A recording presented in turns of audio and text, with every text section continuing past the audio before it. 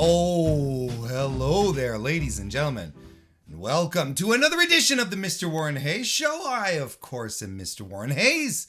Thank you very much for popping in and listening to this video right here on youtube.com/MrWarrenHayes or on your favorite podcast application, wherever good podcasts are consumed.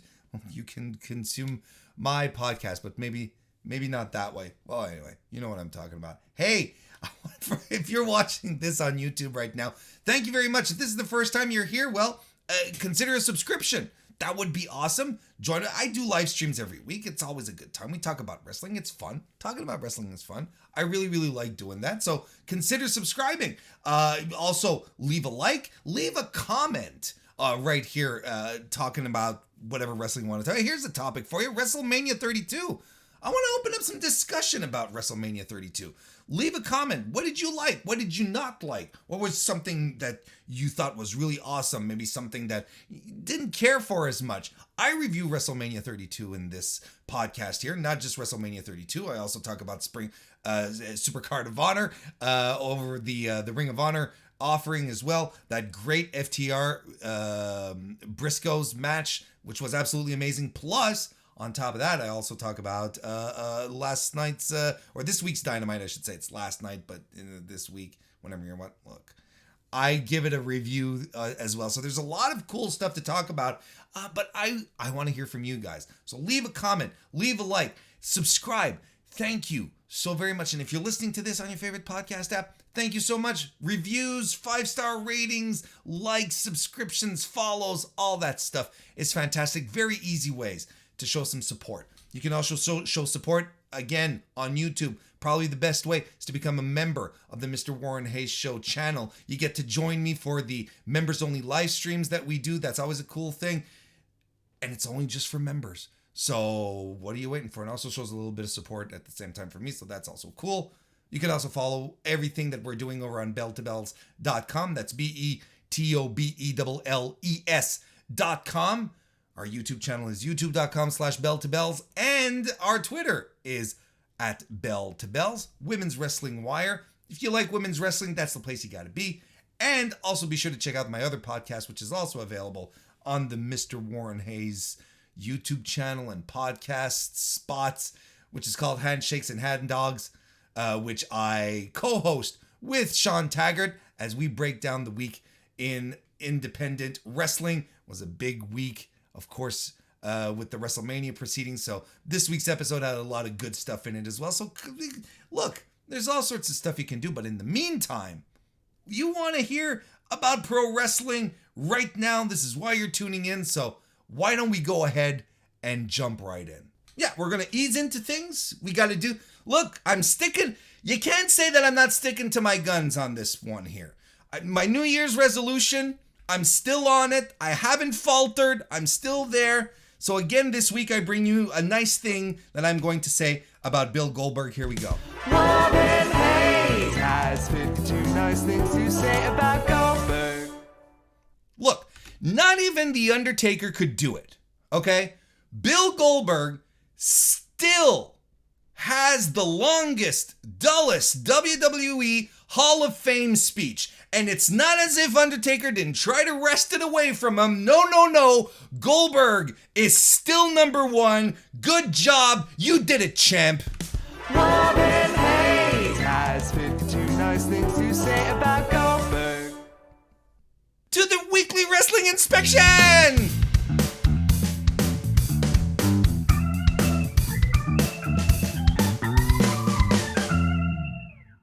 All right, let's go. What should we start with? I think I'm going to start with WrestleMania. I think I'm going to go with WrestleMania, which is an event that WWE puts on a yearly basis. 2 nights. WrestleMania Saturday and WrestleMania Sunday. Don't you dare call them nights 1 and 2. That's bottom barrel. That's pro wrestling stuff. Calling it WrestleMania Saturday and WrestleMania Sunday, that's some high level, exquisite sports entertainment. Okay, And make sure you get that all set up, all right, and clear in your brain, and because otherwise, you're gonna drive away the casuals. You're gonna drive away the casuals.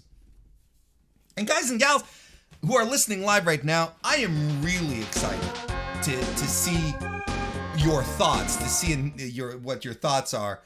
In regards to these matches, as I'm talking about them, I want to hear what you guys thought of it. I always I try to source, get some, listen to the general populace, but I'm gonna try and see what I can do here. But before we do, I'm gonna give a shout out to J.K. Schwal, left a super chat. Thank you very much, J.K. Schwal. He says, going to SmackDown tomorrow night, you trooper. Please send help in advance. God bless you, J.K. Schwal. God bless. I hope you get to see Nikita Lyons' debut, because apparently she's being called up. Good luck. Godspeed, man. And thank you for the super chat. All right. WrestleMania Saturday, the better night of the two. This was... and Kristen can attest to this. When we were talking about WrestleMania Saturday and Sunday, both of us, when I was looking at the card, I was like, you know what? Saturday is really the most interesting night. It's the most interesting night of the two. That's where all the really, interesting things are going to happen. Those the most special matches, and of course, the big rumors. That was the one that I felt had the most spice to it, and it turned out it was the spicier between the two. If Saturday was a Portuguese style chicken, Sunday was unseasoned steam cooked chicken breasts. That made a lot more sense in my head. I hope it made sense to you guys. Let's jump right in. SmackDown Tag Team Championship match on Saturday had the Usos successfully retain their titles against Rick Boogs and Shinsuke, Nakamura. Boogs was injured in this match, so perhaps they went to the finish a little faster than what was scheduled. And if they did, well, they still managed to knock the New Day match off of the card regardless. So I don't think so. But this was a very okay SmackDown match. Friday night SmackDown match. There was no reason for this to be on the card. And it is something that happened. And I'm gonna talk about the Usos a little later. I'm gonna reserve a lot of Uso talk for later. But this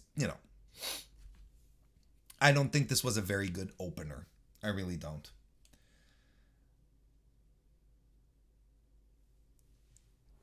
Next match we had was Drew McIntyre defeating Happy Corbin. I guess the story here was that Drew McIntyre kicked out of the End of Days, the most protected finisher in all of World Wrestling Entertainment-dom. It is, which prompted me to tweet out, and I was very proud of this tweet, but my analysis of this match finished like this. It ended up like this. Basically, now that Drew McIntyre is kicked out of the End of Days, Drew McIntyre is the Kota Ibushi to Baron Corbin's Kenny Omega.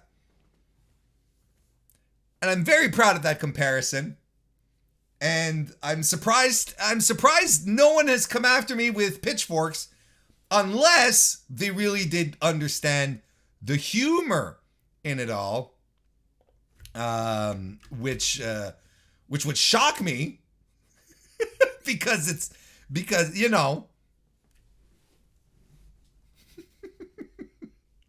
I mean, and I mean, this was again, another SmackDown match. I was looking at this and I was like, where are they? When are they going to turn this up? When is this going to dial up a notch? But it didn't. It was a typical run-of-the-mill Friday Night SmackDown match that we got on the biggest showcase of them all, the stupendous showcase that is WrestleMania's. There was nothing to this, and unless you're really invested in Baron Corbin and his finisher, I guess this is a big deal. Otherwise, you're not. There's nothing here. I'm wondering if they're going to do some kind of weird storyline where Happy Corbin now becomes Miserable Corbin because someone kicked out of his finisher, kind of thing. I wouldn't put it past them. J.K. Schwal will be giving us some live reporting from SmackDown.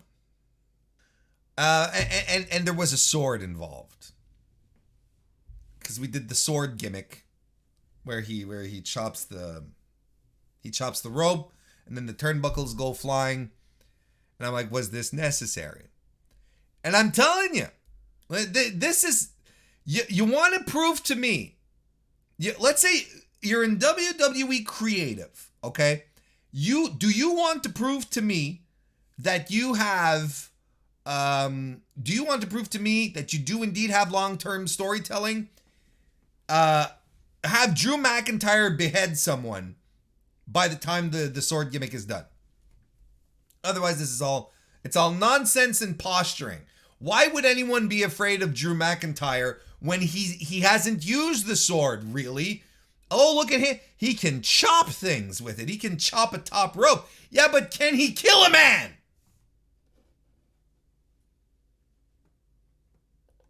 Does he have the gumption to slay another human being with said sword? Now that's some long-term storytelling.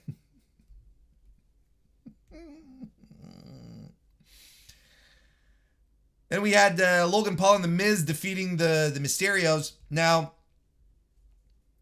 first of all, I mean, look, this is a match that happened, all right? Like, I'm not getting into blow by blow breakdowns on matches like these, because it's, and that's not what WWE wants us to discuss anyway. They don't want us to talk about the matches. They really don't. Why did The Miz turn on Logan Paul at the end? Was this clarified? Right? This wasn't clarified, right? And The Miz on Monday, he squashed Dominic, right? Before Veer came, and something like that.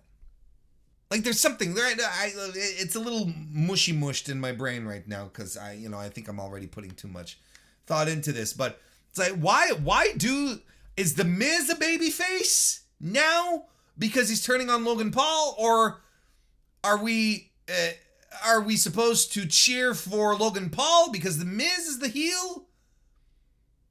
And regardless, does this mean that we're continuing with Logan Paul in WWE? Because, look, I think Logan Paul did a very good job. I think overall the celebrity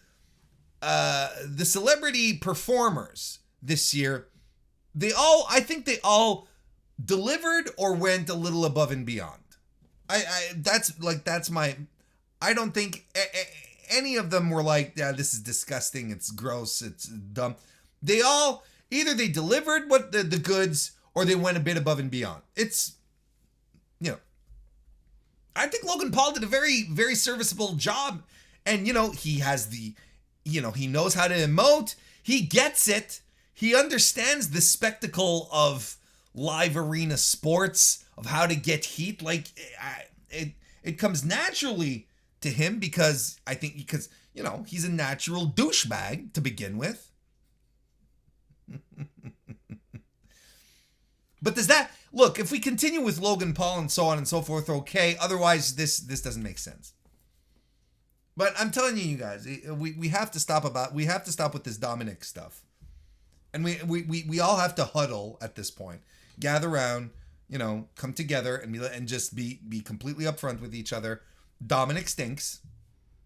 And he's going to continue stinking it up. He's going to be a David Sammartino. He's going to be a David Flair. He's just going to be remembered as being bad at wrestling. That's all there is to it.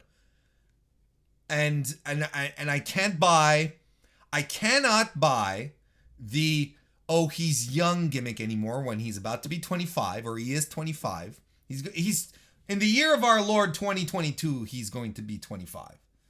And especially when you've got people out there much younger than him who have all the naturals and who are capable of doing the thing. Like Nick Wayne, like Dante Martin, like Hook. We have points of comparison over and over again. We got to stop with this Dominic stuff.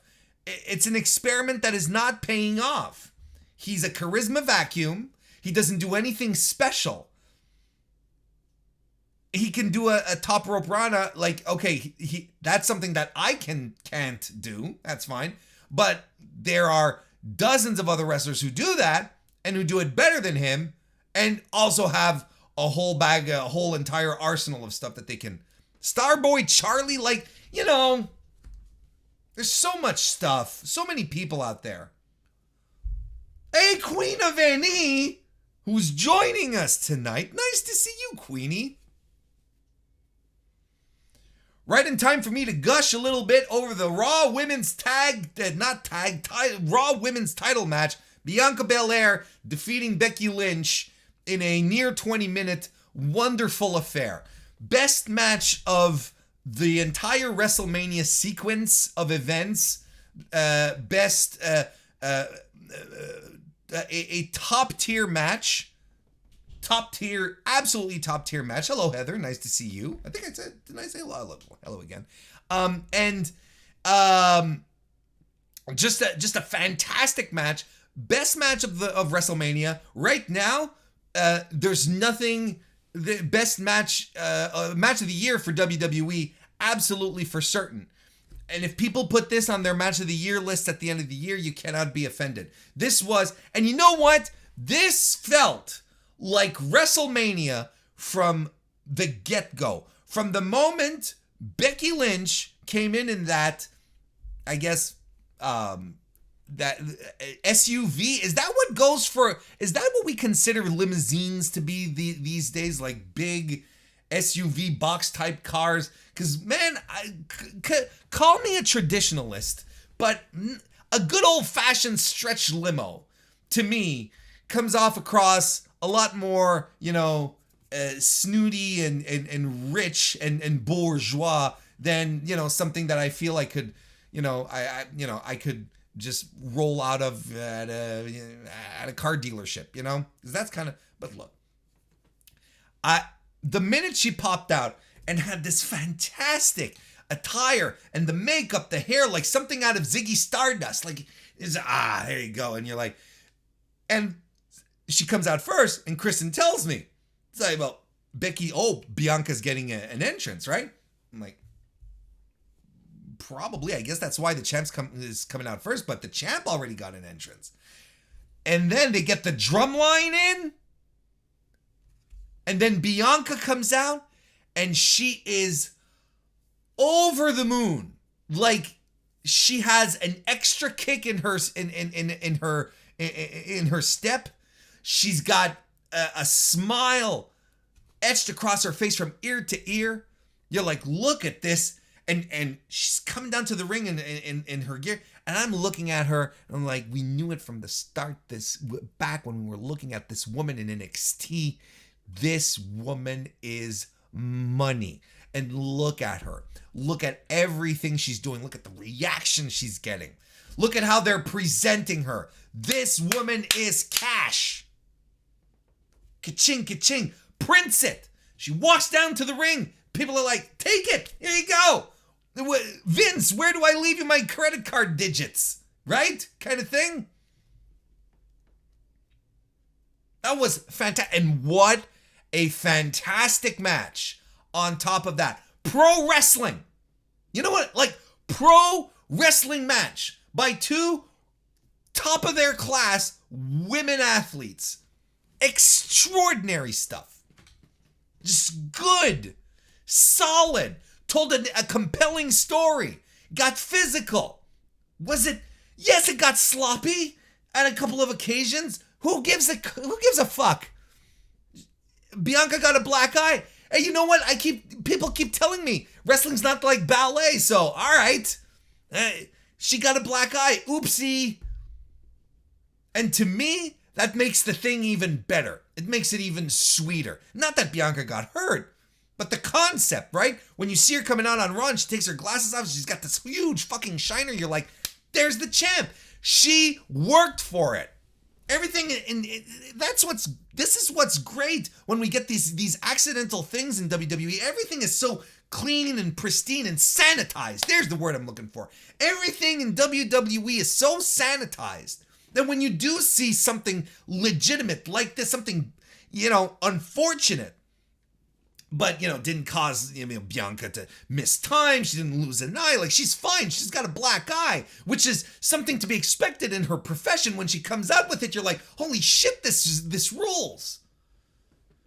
And it breaks with this, this incessant, sanitization of what we're watching, where everything has to be pristine and clean and it might have looked like it hurt, but it really didn't kind of thing. It's like, come on.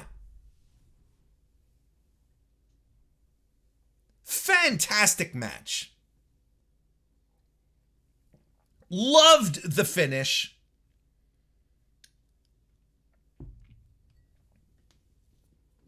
Second WrestleMania win in a row. Second championship win in a row. Second WrestleMania championship win in a row for Bianca Belair. Now the question is, and we're going to get into it with this next upcoming match, do we have faith that WWE is going to push her? And I mean push her. Not give her a couple of title defenses and take it off of her. I mean push her. And that's where my faith stops. Because WWE has proven to me not to trust them. Time and time and time again.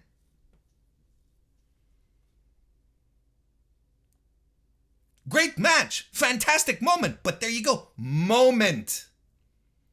Just like the next moment that we're going to talk about. Seth Rollins comes out for his match.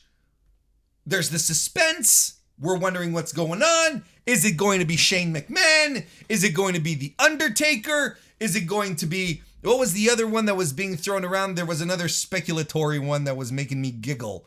I can't remember, but it doesn't matter. It ended up being the real deal, Cody Rhodes, coming out. And he's got the full American Nightmare gimmick going. From top to bottom. And holy shit, if that was not absolutely spectacular, I don't know what it was. And we've got to be honest with each other, folks, regardless of on where you fall, of where your heart tells you to be. We have to be honest with each other here. This ruled. This was amazing. The graphics, the stage was perfect for it. The way, like, everything was down. The music, the gear, the neck tattoo logo. They even had the augmented reality bullshit that they do. They had that set up for, like, everything worked. Crowd went nuts. A moment. A huge WrestleMania moment for Cody, because that's what matters, right? It's the moment. So he's here. So he's here in WWE.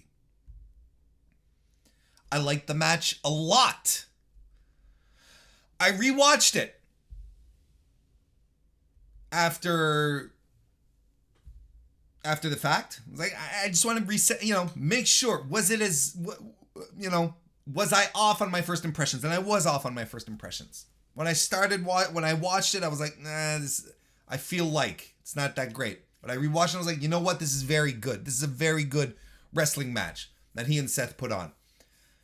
And, the drama in this match, to me, came from the fact, will WWE do the right thing and have Seth put Cody over? Because that's what you do.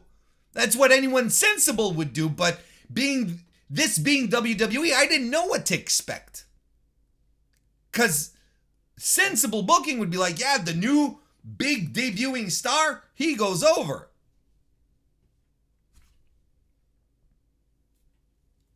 But he's here. And as DGMC in the chat, DGMC left as a super chat a little earlier. Thank you very much, DGMC, for the super chat. I appreciate it. He says, I have just realized that Cody Rhodes is the Michael Scott / Leslie Knope of pro wrestling.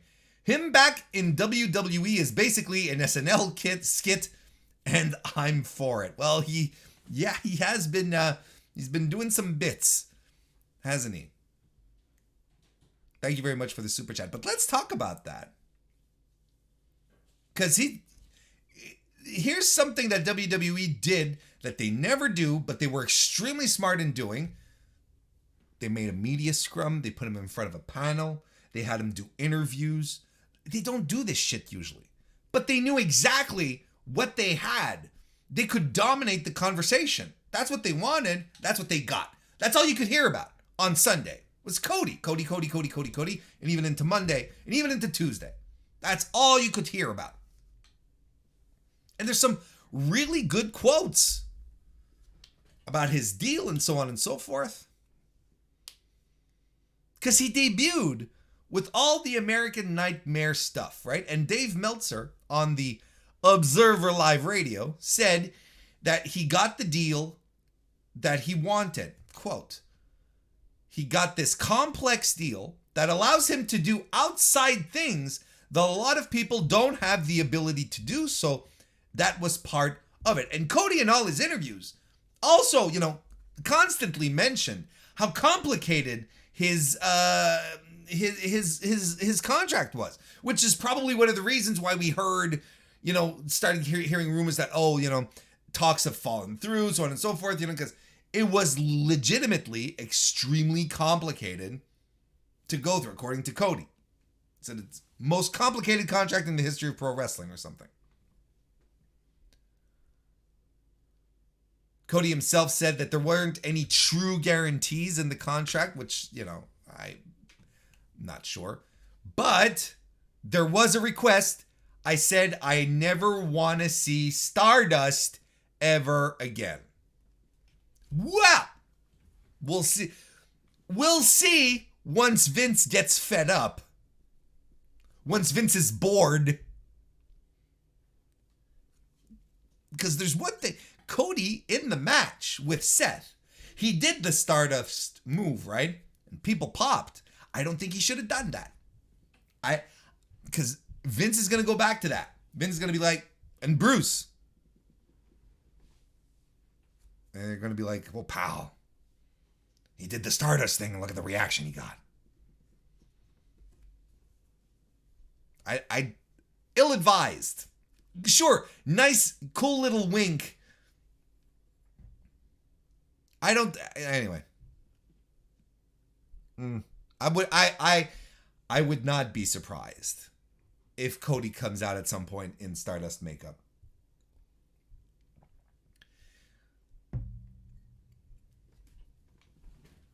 And that's what he was saying, right? Cody, it's complex to get all of this together. Maybe one of wrestling's biggest contracts, which I'm so flattered about. My gosh, I'm so happy about it. I have a child, so yeah.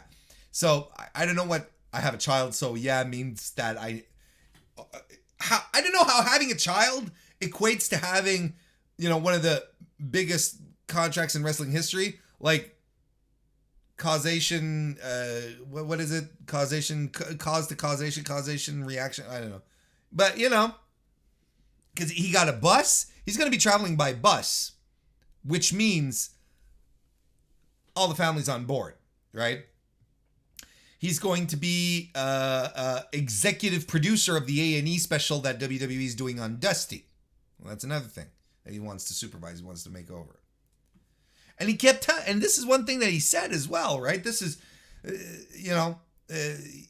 he said Vince told him, because he said, look, Vince, I want to come in, but I want to keep everything about the American Nightmare. I don't want to change anything. This is what I built. This is what I bring in. And Vince was like, well, that's good because that's what I'm buying. Apparently that's what Vince told him. That's what I'm buying. So I find it shocking, because Vince always wants to change people. I find that shocking, which makes me believe that, Vince was involved to a certain degree in these negotiations. And then there was some great stuff coming out of the Variety interview that he gave to Justin Firestein. Nice to see you. But he gave an interview to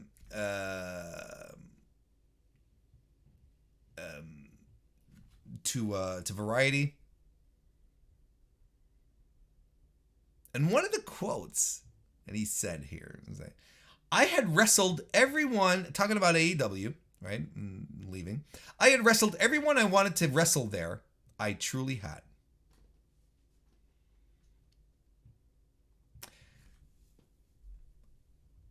Anchorman, I don't believe you, GIF.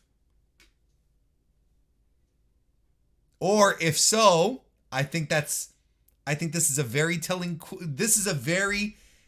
quote. He wrestled everyone he wanted to wrestle there. So not Kenny Omega, not Adam Page, not CM Punk, not Bryan Danielson, Adam Cole, Eddie Kingston.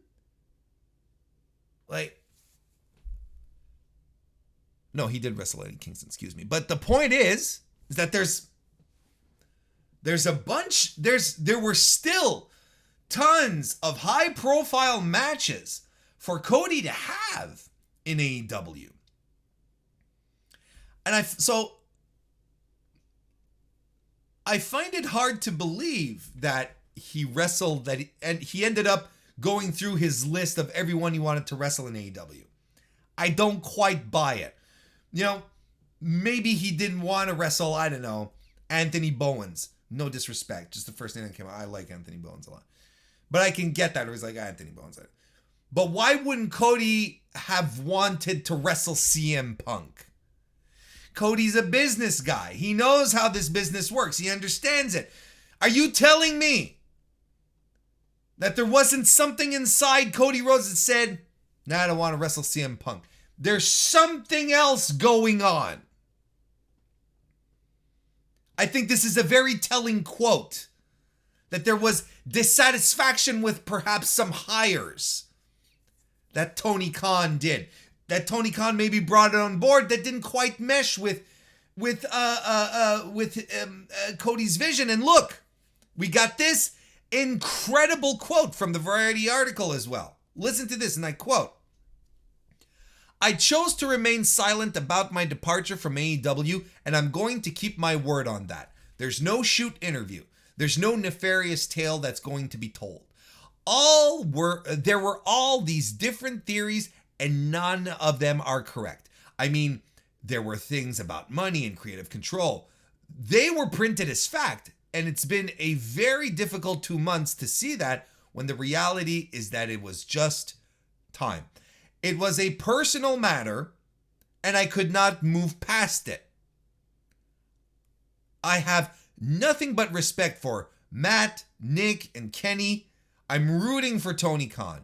His name is going to be in the history books as someone who helped bankroll and support this entire alternative and revolution that AEW became, but for me, it was just time to move on, to get an opportunity at my dream. I get another chance at it.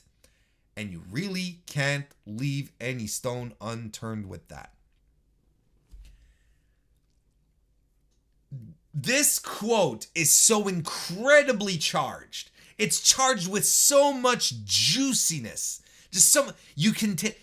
There is something. And I respect that he doesn't want to talk about it. But there is something that happened between him, maybe the other guys, the other EVPs, but definitely with Tony Khan. Where he's like, no, I can't move forward on this. Because, again, none of it makes sense. It's still the weirdest thing. Watching Cody Rhodes walk into a WrestleMania as the American Nightmare was a surreal experience. And it still doesn't quite make sense. So there is something that happened. There's something that happened between him and TK, probably. Personal stuff. Something irreconcilable. Where Cody was just like, nah, I gotta go. I can't. And he's gonna say, oh, sure, there was money and creative control, but it wasn't all about that. But of course, look, he's a wrestler. What do wrestlers do? They work. Wrestlers work. That's what they do. So, eventually, Cody is not going to sit here and say, yeah, it's all about the money. But the money definitely has something to do with it. And the fact that he's saying outright, I wrestled everyone that I wanted to wrestle, says that's a huge flag for me. Or I'm like, clearly, there were people here in this company that he didn't want to kind of give the time of day for whatever reason. And I'm just speculating here. If you're asking me my gut, my opinion, basic opinion, I think TK went on a very different direction than what Cody was hoping / expecting. And Cody was like, we're a far cry from where we were supposed to be. And yes, I do think creative played a part in it. I definitely think money played a part in it. And don't let anyone fool you. Don't let any wrestler, any pro athlete tell you that money wasn't part of the decision. It's always part of the decision.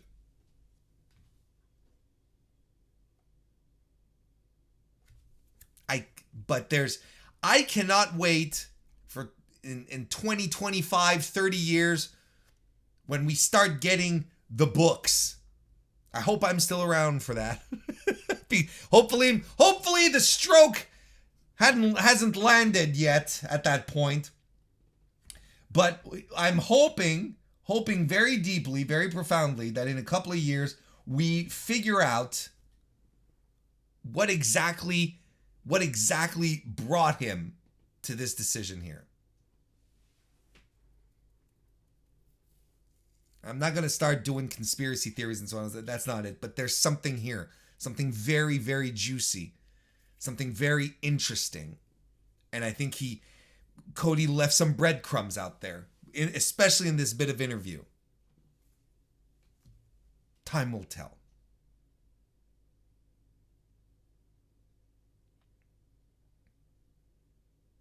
And people, we got to stop about this betrayal bullshit, right? Lighten up. Lighten the fuck up, people. Seeing people burning their t-shirts, their Cody merch. He betrayed AEW. He didn't betray. Stop it. Stop being weird. This is his job. His job is to be a pro wrestler. If he can get better conditions somewhere else, he quits his job and he goes somewhere else.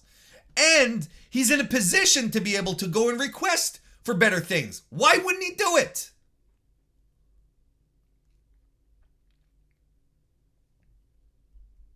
I keep telling you guys, stop caping for corporations. Stick up for the talent. Live for the talent. Those are the people who are putting on the shows, who are working hard to try and make money, that try to get you to buy tickets to come see their shows. Stop it. Stop being weird. There's no betrayal. Cody saw an opportunity. He went elsewhere. That's all there is to it.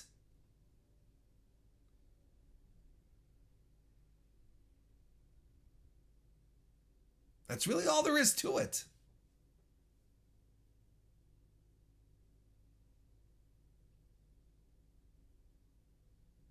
He did his promo this week on Monday Night Raw as well. And this is where the test starts right now. Good promo. Here's what I think. I thought the promo that he did on Monday night, we're going to come back to WrestleMania, don't worry. But I think the promo he did on Monday night was very good.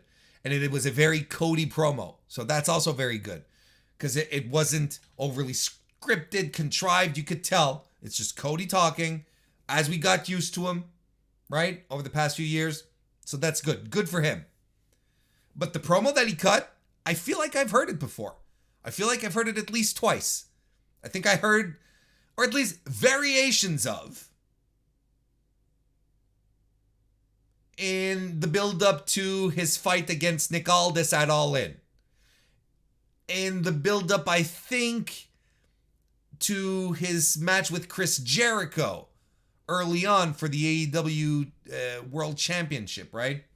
And I don't buy this stuff, by the way, of him being, oh, what if I would have been a 15-time TNT champion and I couldn't become a world champion? I'm like, dude, this is pro wrestling. Come on, get the fuck out. This is pro wrestling. It's kind of like comic books. You can switch things around and retcon shit, and you can do whatever you want. Like if the world title was really that big a deal, you could have found any kind of loophole and be like, well, I can contend for the title again.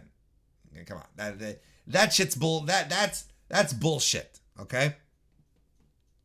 That for sure is a very working answer. Let's put it that way. But I've heard the promo before. The promo that he did on Monday, I was like, it's fine. It's very good.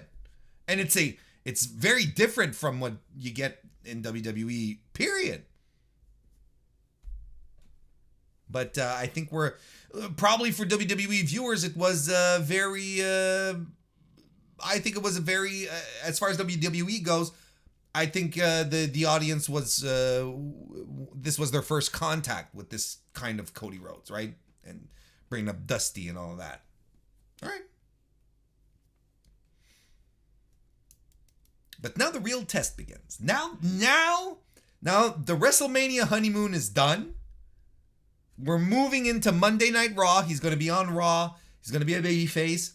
We're moving in there. Or is a babyface a little passé? He's going to be on Raw. And this is where it starts. This is where his booking begins. Because they're still continuing down the Seth feud, right? Clearly that's not quite done. Or there's unfinished business. I don't know if they're going to fight again.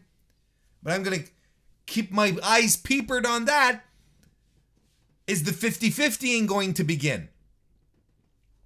Because Cody in and about himself, he's a catch. He's a prize catch. There's no doubting that. We've talked about it on the podcast before for multiple reasons. But I still can't swallow the fact that Vince... That Vince is letting something that he did not create come in almost intact. Look, even Ric Flair was sort of fiddle around with, right? Just a tiny bit, but enough.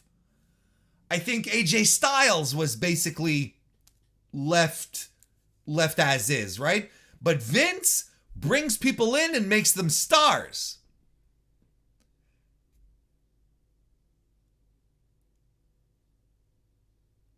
Like, I don't know how Vince's ego is going to handle this, because essentially what Cody did was tell Vince, hey Vince, I'm talking years ago, you're screwing me up. I'm going elsewhere. I'm going to go build myself elsewhere. And then I'm going to come back probably eventually, maybe. And then he does come back. And he's a star, not because of Vince. And I swear, because they could, even Goldberg,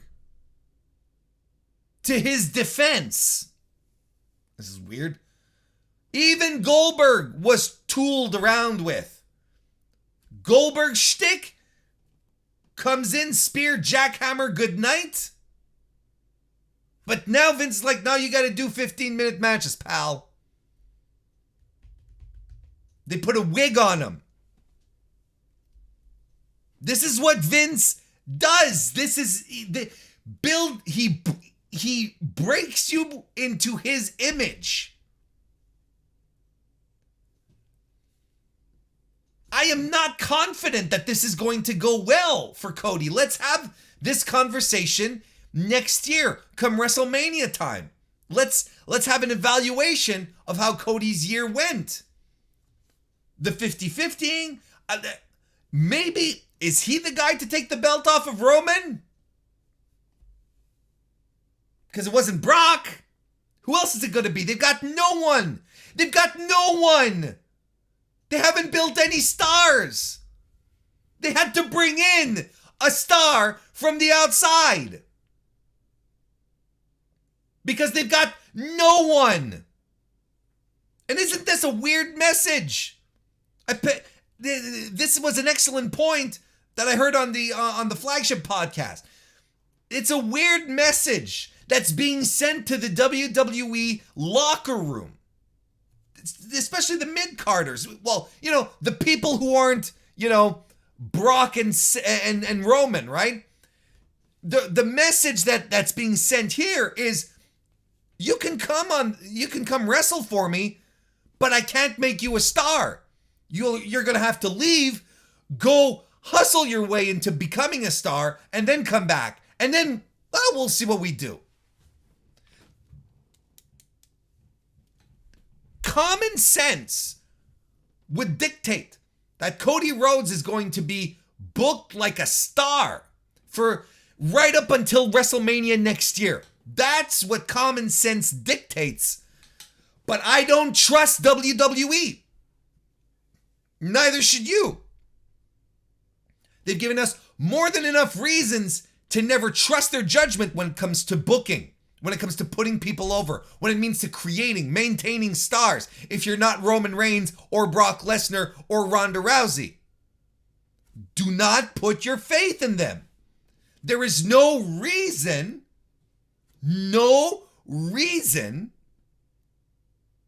for you to be to have faith in a proper Cody push. And I swear to God, if he gets 50-50 and starts, loss here, loss there, a win here, a win there, and then all of a sudden he's put into a title program with Roman, that's not a push. But we'll see. We'll see how this goes. But I don't have any faith.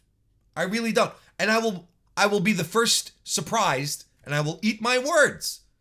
But I don't think WWE is going to do the right thing, because I don't think they know how to do it anymore.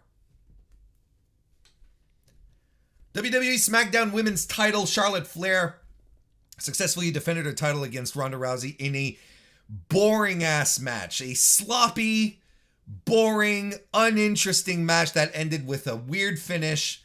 Hit the bricks. Apparently Ronda is going to be on SmackDown. Could not be less interested. I'm at the bottom of the barrel when it comes to my interest. When it comes to Ronda Rousey. That was bad. The crowd was dead. And then the most delightful surprise of the weekend? With the KO show with Kevin Owens and Stone Cold Steve Austin became a match? And I was sitting down and I was like, Jesus Christ, of course WWE will end WrestleMania with a talk segment and a couple of stunners. Of course, because it's WWE, right? But then I see Austin coming out in gear. And I'm like, oh shit, wait a minute.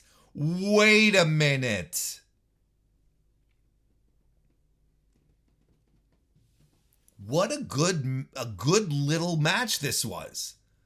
Just electric. Just fun. Unexpected. Came out of nowhere. And Austin, look. Austin, 57 years old. A litany of knee problems, his neck, so on and so forth. Like, not the guy that we cheered for in 97, 98, 99. Like, it's not the same guy, right? But it still hits all the right notes. And with a Kevin Owens who is just living the dream at this point, actually having a match with one of his legitimate heroes. And Kevin is giving him everything. Kevin is he's giving, and Austin is taking it all. He still has the know-how. He still has that muscle memory. He's like, okay, we're brawling into the audience. We're doing suplexes where we shouldn't be. We're going up top. We're going up top onto the stage. What a fun brawl! Do I think, Stone Cold Steve Austin has, the chops for a main event? Right? No. But that's not, this wasn't the point of it. Like guys like Sting and Taker and, so on and so forth. They all had they're all having like little career reemergence. They all these moments where they can just remind fans of who they are and go out on their terms, kind of thing, right? Something that Austin has always been very careful of, something that he didn't necessarily want to do, but somehow all the stars aligned and we got this match. Was so much fun. Just fun. And it's weird. And it's weird. Why didn't WWE advertise Steve Austin having a match at WrestleMania 38? They could have used the ticket sales. The AT&T Arena can sit 100,000 people. Right? They said they sold what? 77,000 night 1 and 78,000 night 2, something like that. It's easily 10,000. Easily 10,000 to 11,000 less than what they advertised. Easily. I'm excited to see like the legitimate breakdowns of this, because that's a working number. It's always a working number. Maybe they counted. I saw some speculation that they were counting like the total capacity of suites, which can hold up to 40 people, and there were like 12 suites. Well, there weren't 40 people in 12 suites at WrestleMania. And come on, hit the bricks now, right? Anyway, that's a whole other discussion. But back to the point here is that the show, WrestleMania, was not sold out. I'm still convinced WWE's not satisfied with the number. They can't be happy when a couple of years ago, same arena, they hit 100,000 in one night. Convinced they were going for 100K both nights this year. Couldn't do it. They would have moved heaven and earth to sit 100,000 people that night. Don't be fooled. Don't be fooled. Because, I've seen people say, oh, but, in this configuration, 88,000. If they had the opportunity to fill an arena, at least, even if it was just for one night, with 100,000 fans, they would have done all the changes necessary to do it. Trust me. So, why wouldn't you advertise Stone Cold Steve Austin if your show is underperforming and you want more ticket sales? Makes sense, right? And, and when you think about it like that, you're like, yeah, why not? The flip side of it is that it creates, if you advertise Stone Cold Steve Austin in a match, you're creating an expectation, and definitely one that Austin can't live up to because we all have this fond memory of Austin when he was at his peak, which he's not at anymore. So it creates this weird expectation.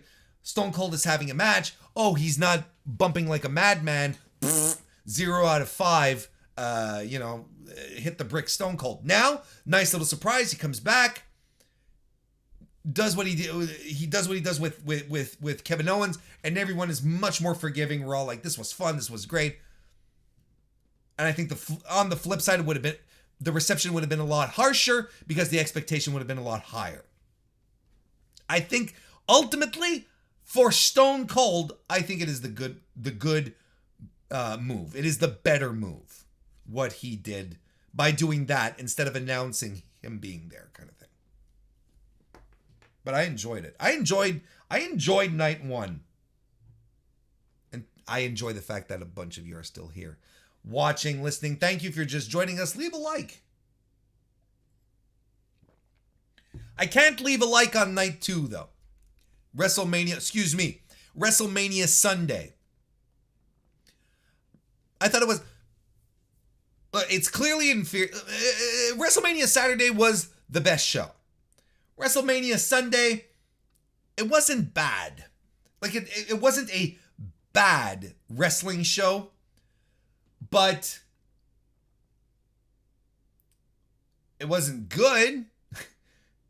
Mediocre.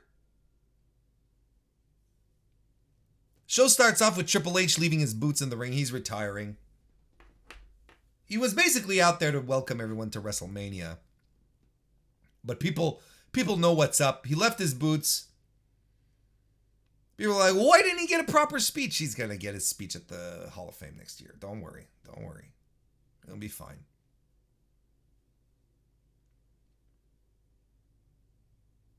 Then we had the Raw Tag Team title triple threat match. RK Bro successfully defending against Alpha Academy and the Street Profits. I am really glad that RK Bro is over with the WWE Universe in a tag team division that is completely uninteresting and does not have any in which management has no faith in and is not really pushed. Good for them. At the end of the proceedings, Gable Steveson, who was being hyped over both nights, right, for his trophy in amateur wrestling, he was brought into the ring to celebrate, but then Chad Gable got into his face, and he says, "There's only one Gable here," or whatever, shoosh. And Gable Steveson belly to bellies him. And I saw right there when, you looked right there and it was like, Gable Steveson is probably a very good a collegiate athlete. I'm not going to pretend that I've watched his work all that much or that I'm privy to it. But as far as pro wrestling goes, zero presence. Zero charisma. Like, we are starting from far with this kid. And I mean, a belly to belly is cool and all, but that's also Bayley's finisher, or at least one of them. Like, there's nothing that made me pop out of my skin like, oh wow, this kid is the next big thing. And I refuse to continue down the path of hearing comparisons to him and Kurt Angle. Perhaps they are both two very technically sound wrestlers, but Kurt Angle had the charisma, he had the timing, he picked up on all the entertainment aspects of wrestling so fast, right out the gate. He got it. Remember his first gimmick? The 3 eyes? Gable Steveson couldn't pull that off. Looks like he was a bit deer in the headlights. Maybe not the best moment to debut him, big arena like that. I don't know. But look, debut, what am I talking about? He was drafted on Raw last fall. There's no debut. Bobby Lashley defeated Omos in just a shit thing. And you know what's frustrating is that there was a video of Omos circulating from Wale Mania a couple of nights before, or Friday night, I don't remember, where Omos is like, he's on stage and he's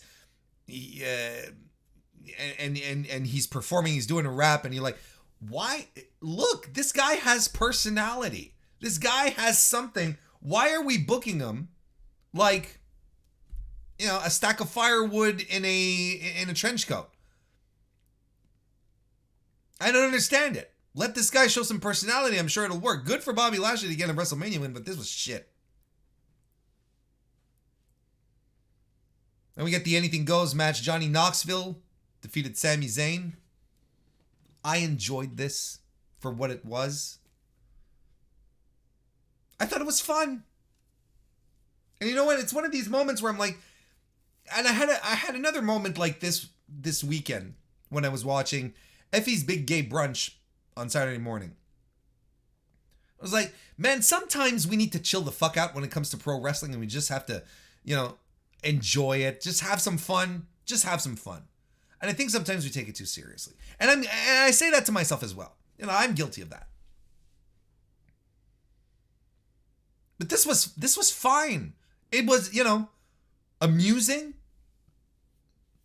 I didn't laugh the whole way through.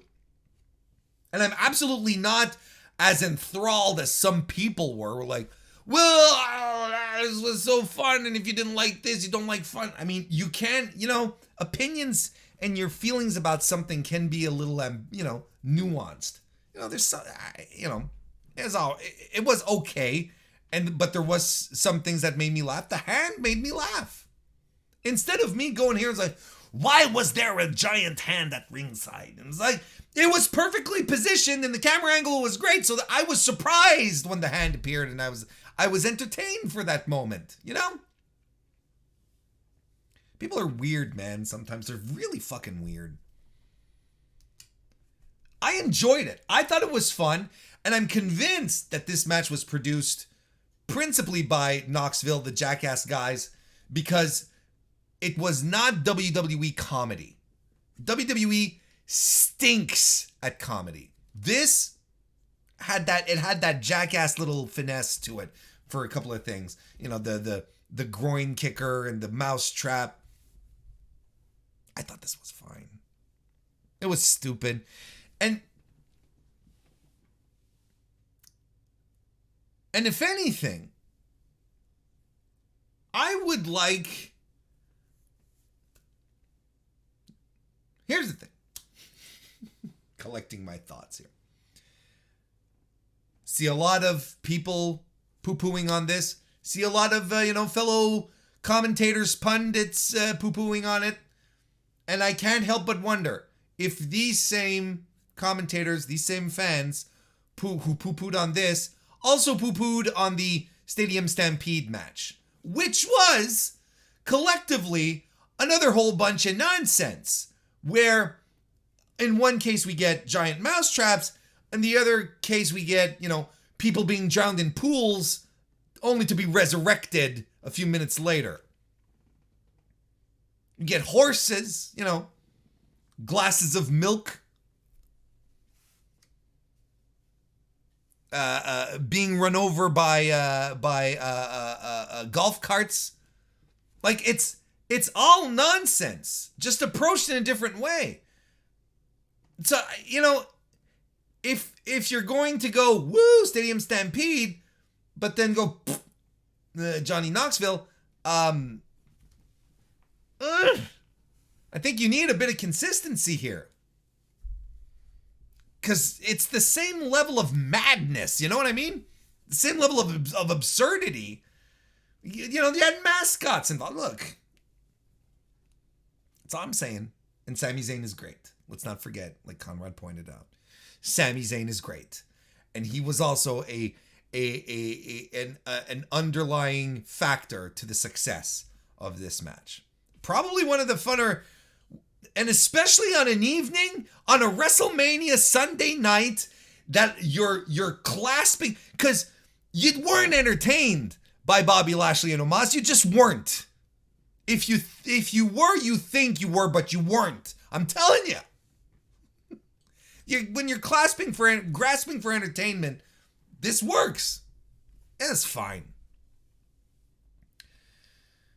Naomi and Sasha Banks defeated Carmella and Queen Zelina, Liv Morgan and Rhea Ripley, and Natalya and Shayna Baszler to become the new WWE Women's Tag Team Champions. And this is Sasha's first WrestleMania victory. Congratulations to her. In a nothing match that was not great. And what else am I going to say? I'm happy for Sasha. I'm happy for Naomi. Boy, oh boy, are they ever leaning into this weird kinkiness between Rhea and Liv now. They did, with the masks and Liv coming out with the whip and everything. I'm like, wow, okay. This is different. I don't hate it. Unlike Edge versus AJ Styles, which I thought was a bummer of a match. And I don't understand Edge anymore. And I think, see, this is why I don't have, this is why I don't have faith in Cody's booking, because of what they're doing with Edge. The purple lights, the long ass promos, and look, we're back at it on Monday now that he has Damian Priest. And this match, folks, let's gather around. Let's be honest with each other, okay? Let's be honest. Not being, necessarily mean, but let's just be honest. This match was boring. It was boring, okay? Dull.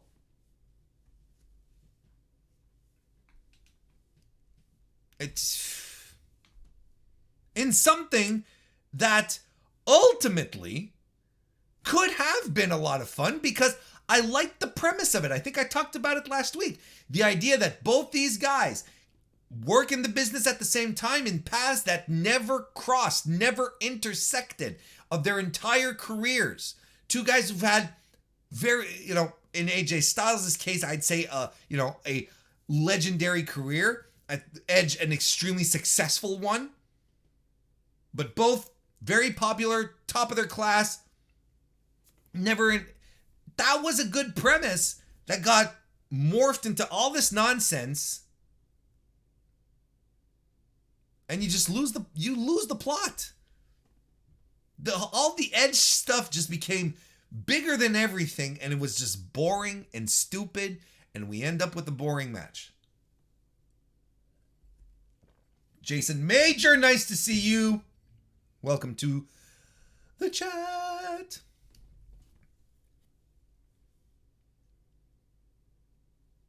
Ridge Holland and Sheamus defeated the New Day. Now, this was the match. This was supposed to happen the night before, and for some reason was cut for time. So they shoehorned it in here, and the video packages recapping this feud lasted longer than the match. The match clocked in at 1:43 seconds, and they had like 2 minutes of video packages and like another 2 minutes of entrances. This was bullshit. And on top of that, this is what I don't understand. And again, one of the reasons why I have no faith in Cody being booked properly. What do you do here if you keep showing the grotesque video of Big E landing on his head time and time and time again? Why would you do that if not to put your baby faces over? But yet, because it's already hard to watch, right? You don't want to see Big E crack his neck again. You don't want to see him break his neck over and over again. Unless the baby faces are going over. But guess what? Such good heat, pal.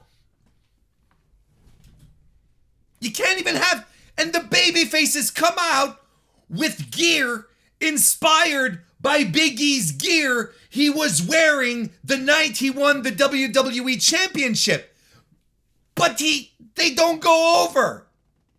Fuck you, audience, and your feel-good moment. We gotta get over the pugnacious Butch. He's such a spark plug. Such bullshit. This is why I don't have faith in this company for doing anything right. I don't.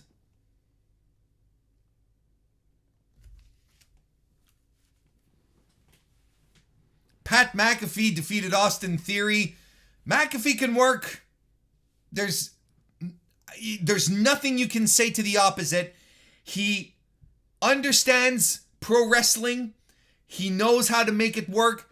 He knows how to create a presence in the ring. Good for him. He was a highlight of this WrestleMania. But then after, he has a match with Vince McMahon, for fuck's sake. Vince wins, because of course, right?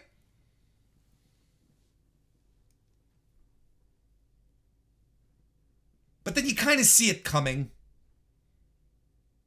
When when Vince is celebrating in the ring with Austin Theory, you kind of know Stone Cold's coming out, and he does. And Vince looks worried, which he should be. And he tells Vince, no, we're going to drink a beer. And Vince is like, oh, really? Cool. And I'm like, Vince, why hasn't Vince figured this out yet? He should not share drinks with Stone Cold in the ring. It's never happened. And of course, Vince takes the legendary stunner. The stuff of legend. Vince could never sell a stunner, but goddamn, pal, is this it? Is this the, like, if I'm gonna not sell a stunner, I'm gonna not sell it in the most legendary way possible, because holy shit, bounces up, loses his footing, bounces off the ropes, and Steve catches him and is fat. And I thought the way he landed, the way his legs sort of collapsed, Vince's, he tore his quads again. He tore his quad. Just a beautiful disaster. That was fun. And you give a little bit of Stone Cold on night one, you give a little bit of Stone Cold on night two, so no one feels cheated. It's good, you know? Austin celebrating with the beers, having the time of his life. Good for Austin. Good for Stone Cold Steve Austin having this very cathartic experience. Good for him.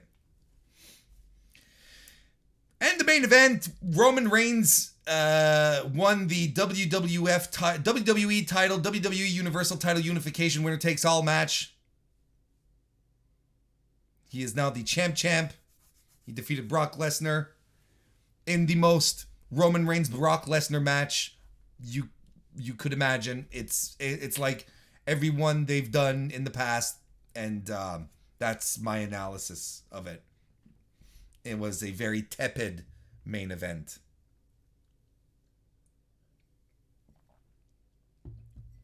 And I don't know what they do.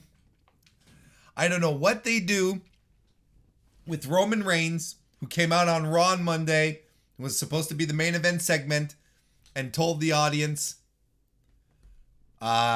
tune in on Friday.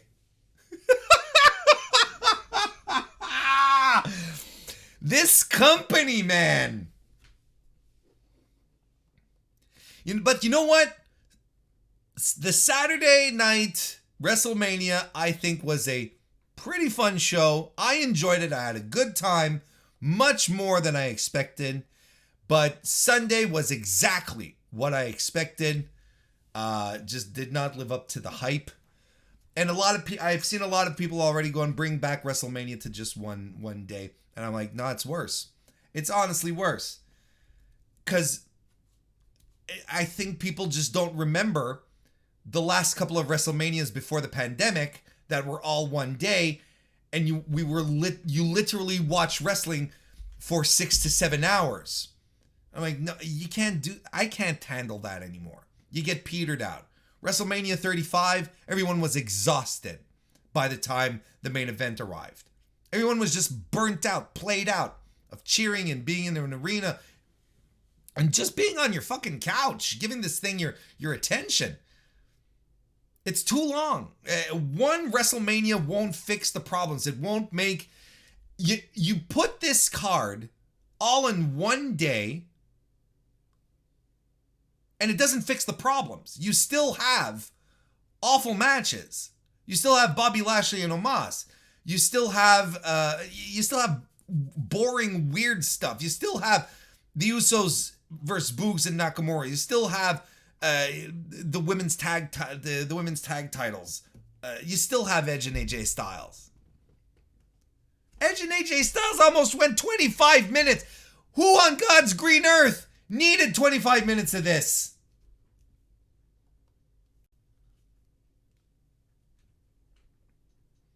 Then Conrad says he went to WrestleMania 33 and was there for hours. It doesn't fix the problem. I like the 2-night formula. I really do. I think it's much more digestible. It's easier to watch. 2 times 4 hours. I can handle that. 8 hours? Hit the bricks. Supercard of Honor.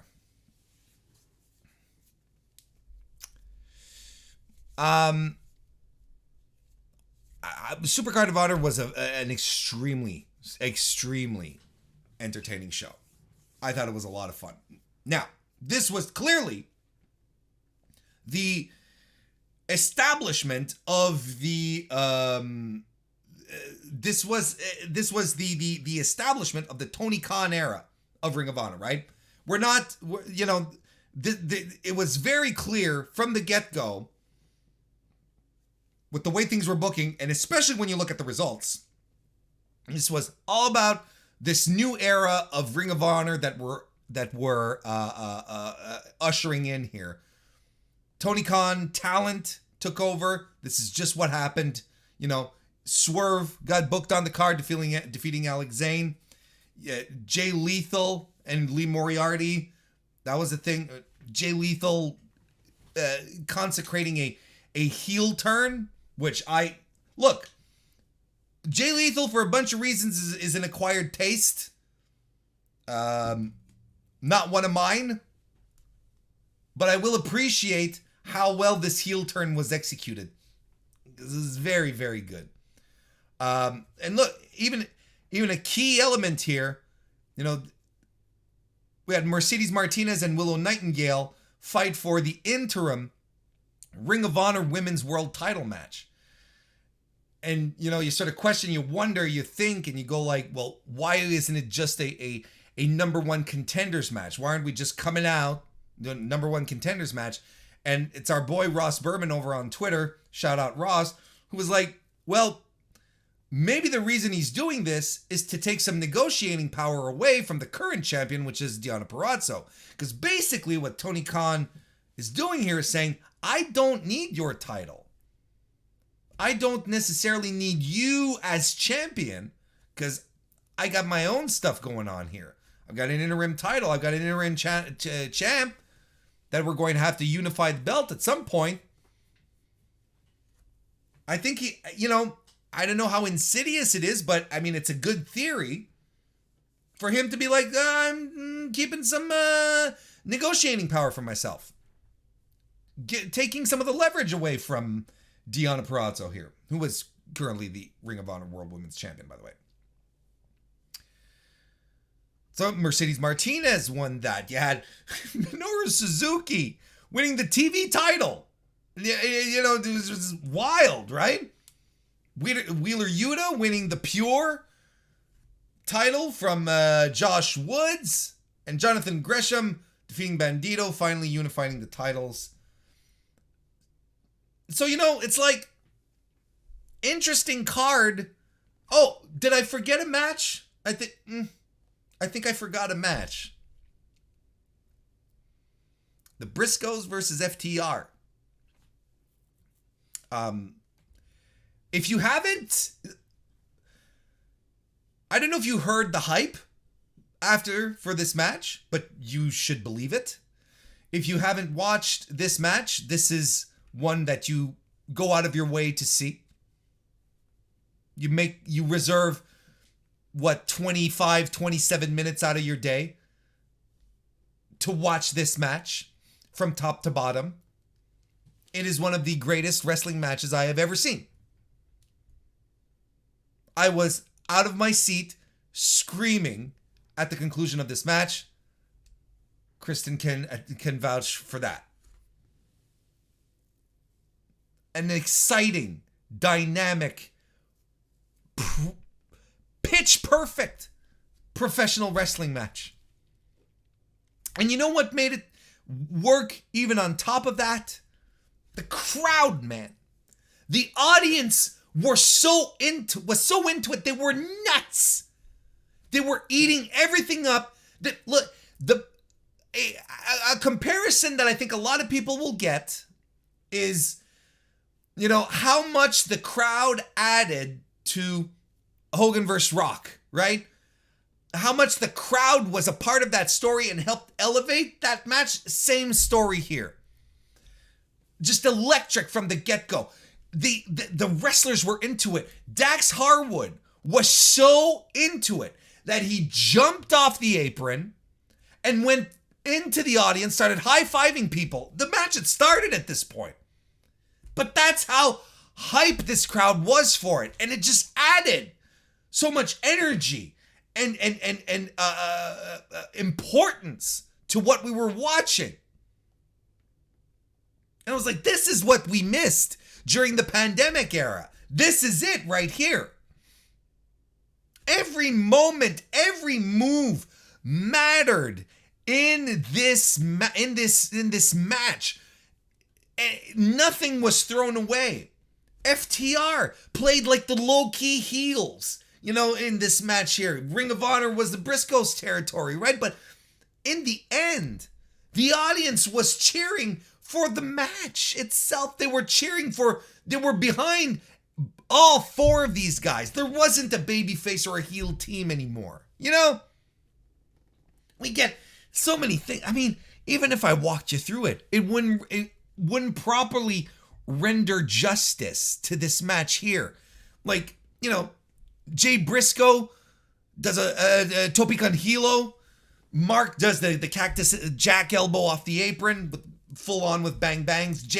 He bleeds early on. We get a great sequence eventually that leads into the redneck boogie. We get the powerplex by FTR. The Briscoes try to do the big rig, but I think it's Cash who eats it and he kicks out. Great brawl on the floor, DDTs, DVDs, and there's a suplex. Mark Briscoe suplexes Dax Harwood from inside the ring. He's on the apron and he lifts him out, up and over the ring and onto the floor. They just fall off the apron in a fucking insane spot. And then Mark Briscoe goes ahead and he corkscrews, or was it Jay? No, I think it's Jay. No, it is Mark. Corkscrews off the top rope onto Cash. Froggy Bow. Doomsday Device fucks up, and the FTR gets the win with the big rig. One of the greatest matches I've ever seen. Last year, when I was talking about Shingo and Will Ospreay, remember that? Trust me. And we're talking about, and we were talking about this in the Discord, right? We were having a chat, a stage event. We do some of those. Join the Discord. Link is in the description. And we were all chatting, and at some point, someone, I was in it, and we were chit-chatting, and they asked me, Warren, was this better than the Bucks versus Page and Omega? And I'm like, look, at this point, if this is what we're talking about, we're splitting hairs at this point. Because this match Briscoes, FTR, is part of a pantheon of unbelievably great tag team matches. And I'd even go as far as wrestling goes, but let's talk about tag team matches here. It's in this pantheon of great matches that, if you start grading, you're just like, you're just screwing around. Just like, it becomes personal preference. Add them to this pantheon of great matches like Art Barr and Eddie Guerrero versus Octagon and El Hijo del Santo. Midnight Express versus the Fantastics. Kobashi and Misawa versus Kawada and Taue. FTR versus DIY.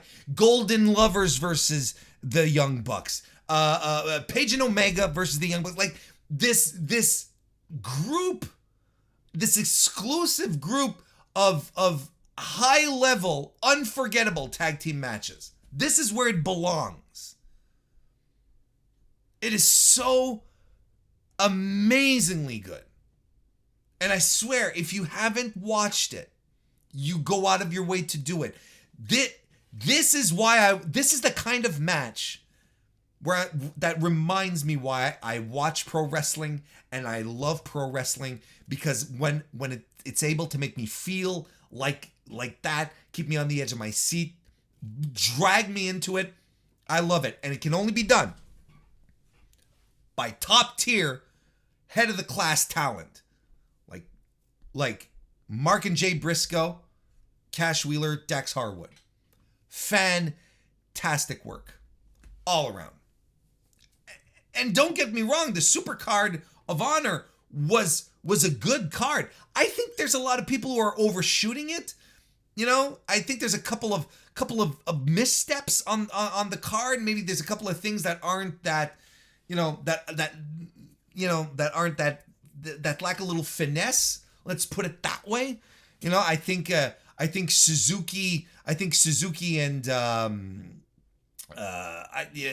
think Suzuki and Rhett Titus wasn't exactly that. It wasn't a great event, but the main event was amazing. I thought Wheeler Yuta and Josh Woods was very good. I thought the women had a good match. Jay Lethal and Moriarty was also, there's a lot of good. Want to say hello to Jason PS3 and El Gato Pollo Loco. Welcome to both of you. But the question, right, moving forward is, now we're under new ownership. How is this all going to synergize? How is all of this going to come together, right? With Tony Khan. He made it very clear. He owns Ring of Honor. It's not an AEW thing. But yet there's a lot of crossover with AEW. There's a lot of business aspects to this that I'm very curious about. Because, well, we didn't mention it, but let's talk about it. Samoa Joe showed up at Ring of Honor for a huge surprise, right? And I love Tony Khan for this kind of stuff where he's so excited and he's stoked and he's such a dork. He's a dork like us, and I love him for that, where he's like, I say it in the most lovingly way possible, right? He's like, you gotta love it for that kind of stuff. But he's sitting, Samoa Joe appears at the end to sort of chase off Sanjay Dutt and Jay Lethal, who are attacking Jonathan Gresham and Lee Moriarty, and it's fantastic stuff. And then, Samoa Joe is all elite. So there's going to be crossover. How much crossover is there going to be? How much synergy? Oh my God, he said the synergy word. But, how much of this cohabitation is going to happen with AEW and Ring of Honor moving forward? Tony Khan said Ring of Honor doesn't have a TV deal right now. Samoa Joe said he's, going to show up on All Elite. They've continued, they've continued the Jay Lethal Samoa Joe angle from Supercard on Dynamite this week. Jonathan Gresham said that, he might end up on AEW to defend the title, or so on and so forth. Wheeler Yuta is an AEW talent, But he was there with the pure title. Of course, FTR again, but we'll talk about that in a second. But so I'm curious as to how this part of the business works out. No TV deal. I still think that eventually Tony Khan is going to. I think the Ring of Honor model is probably going to be pay-per-view only, probably a monthly pay-per-view moving forward. That's what I was expecting them to convert into, and I still think that's what you do at this point. I don't think we'll see if if a TV deal materializes, good for them, but I feel like we might see more of a monthly pay-per-view thing. And with the show that they just put on here, I think there's a lot of goodwill moving forward. I think people will be excited for the next Ring of Honor show, which is what your show's to see, right? And as I said, a lot of the talent that went over, maybe aside Jonathan Gresham, they're all AEW / Tony Khan people, right? Mercedes Martinez, Yuta, Swerve. You could make an argument that Brian Cage. You could make an argument that Minoru Suzuki going over and winning his first North American championship has Tony Khan fingerprints all over it as well because of how he wants to treat the Forbidden Door and all that business. I think it's all part of that. But I wonder about talent, like especially on the pre-show, we saw Joe Hendry, we saw Dalton Castle, Ring of Honor stalwarts. Are they being given a looking at, or what's the deal here? Like, I feel weird to think about Ring of Honor moving forward without having a Dalton Castle involved in one way or another. You know what I mean? Because he's part of the fabric of it. And Tony he's sensitive to that. He's hip to that at the very least. I know he understands that kind of stuff. It's like bringing back the old Ring of Honor titles, right? With the old logo. That's a very wrestling fan type of thing to do, right? It's like, I'll bring back the belts that I prefer. But that's what Tony Khan is. He's a message board geek at heart. Again, all lovingly. I much more appreciate someone booking wrestling that has been a fan, a true to form fan, a geek, rather than having suits in a corporate office, thinking, well, this is what we know. We need to synergize with this thing because this plan, and we're doing cartoons, and we need to, make the toys work. You know what I mean.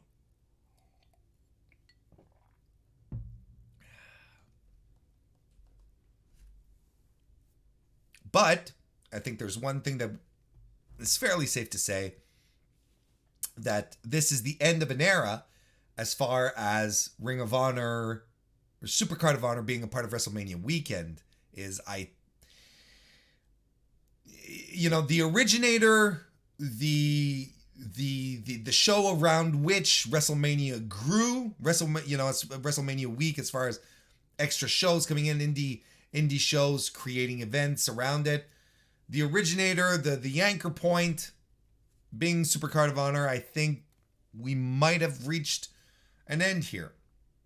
Tony Khan said in an interview, I don't want to run shows on Mania weekend. And I understand why. And in his place, I wouldn't either. Like, the last thing you want is people saying, oh, look, Tony Khan can't run his events if he's not under the WWE umbrella, if he's not like under this situation where he can't run shows other than that. Of course he doesn't want that. He doesn't want that. I understand that.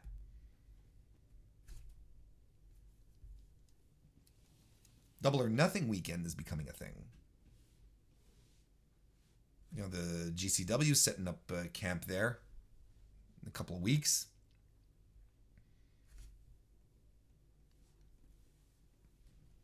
Things ebb and flow. It's exciting, man. This is so much fun. All of this is fun. Look, if you want to hear more about the Supercard of Honor and my thoughts and Sean Taggart's thoughts, check out the podcast, which is called Hot Shakes and Hot Dogs. Just this week's episode, we talk about it quite a bit, go over some of our thoughts. A last hurrah for Ring of Honor in its current form, anyway. Are you ready to talk some Dynamite? Let's talk some Dynamite, an event. Look, you know what? An eventful Dynamite. Nonetheless, let's get this deep dive going. Tell your friends, call your mama. Say, you pick up your phone and say, "Mama," and she goes, "What? Warren is talking about AEW Dynamite," and she's like, "God damn, I was asleep. I've been asleep since 9. Who's Warren?" Show started off with a match. Adam Cole defeating Christian Cage. A good opening match. I like how this was presented as a first time match between these two. Exciting stuff. Christian Cage leapfrogs over the corner post to flying body slam Cole on the floor, which is a cool spot. Swinging DDT, a backstabber by Adam Cole. Cole also hits an anti-air super kick on Christian Cage, who follows up with a spear. Cole avoids the kill switch by getting into the ropes and tangling himself up. And as the referee is trying to break them apart, boop, thumb to the eye of Christian Cage. Hits the boom. We're donezo. Adam Cole wins. Good little match. Christian still going strong. Post-match, Red Dragon run in to beat down on Cage. This drags out Dino 210 to even the odds, and they all fight up the ramp backstage. But it's a trap. It's a trap, Adam Cole. Because they drag your buddies away from the ring to leave you vulnerable to one Hangman Adam Page, who gets a crazy, what a great crowd. Let's point out, the last night's Dynamite had an electric crowd, and they were so excited to see Hangman Page. So he arrives and he picks up a mic and he gets really mad at Adam Cole. He says, "You want a title match? I'll give it to you, but it's gonna be punishment. We're gonna be doing, since next week we're doing a live Rampage in Texas. Why don't we do my new specialty?" That's not what he said, but you know, my new specialty, the Texas Death Match. And I was like, hot damn. Good stuff. Why wouldn't Adam Page be like, "Look, I beat the guy who was very closely associated with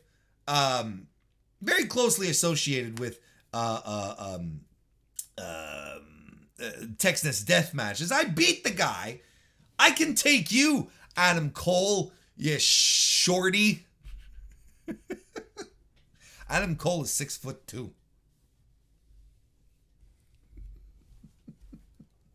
No, but I mean, I like that part. I like that little thing. It's like, I've done this, beat this guy. I can definitely beat you doing this. Good. And why not get excited for a live Rampage?